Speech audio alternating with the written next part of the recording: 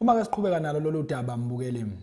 Umholi womphakathi wa-152 Tsepo Mposula usenxuse-ke umphakathi ukuthi-ke ube nobumbano njengoba-ke uqhubeka nokuveza ukungenami kwawo mayelana nabokufika abakuleli ngokungemthetho ey'ngxenyeni ezehlukene zezwe. Umposula uthi-ke uqhekeke emphakathini lwenza ukuthi kube lukhuni ukubhekana nale nkinga njengoba-ke kukhona abasolwa ngokuthi-ke noma ngathi-ke badla amantshontsho kubo labantu bokufika. Uthi-ke uyakholelwa ekutheni-ke ukubhekana nalolu daba ngobunye nobumbano kungenza-ke zizwakale izigi zomphakathi kuphinde-ke kuvulele izakhamizi zakuleli amathuba ehlukene. Umphakathi uthi abantu bokufika abangena imvume zokuba se-South Africa abahambe, kodwa siyaye sibe nenkinga yabomastende abangayimiselanga ukuthi labantu bahambe. Sike sahamba sayokhuluma nabo mastende sithi sicela ukuthi labantu nenze sure ukuthi abaqhubeki ukusebenza la, basithembisa ukuthi ngempela bazobacela ukuthi bahambe, kodwa sibone kungenzeki lokho.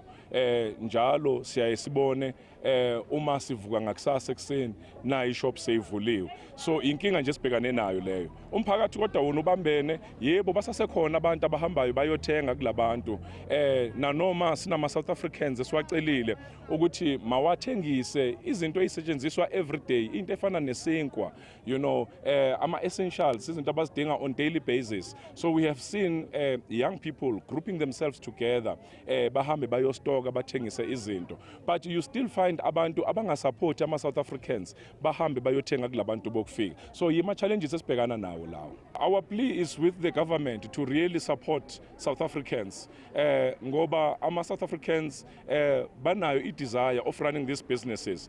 Unfortunately, illegal foreigners bafikile and they took over the space, but we have got people who have got entrepreneurial spirit. Abantu abathi we want to trade but they don't have resources. So into esicelayo kuhulumeni ukuthi mawubaxhase ama South Africans nge-funding ukwenza sure ukuthi they go back and run these businesses, because we do have ama landlords abathi I want a tenant, mina nginawo amandla ne-energy of running a business, but I'm looking for a South African who will come into the space and rent. So that is why we need the government to really come on board, and support the locals with funding to ensure ukuthi bayabuya ama South Africans and compete and trade, so that sizokwazi ukuthi participate kwi-township economy.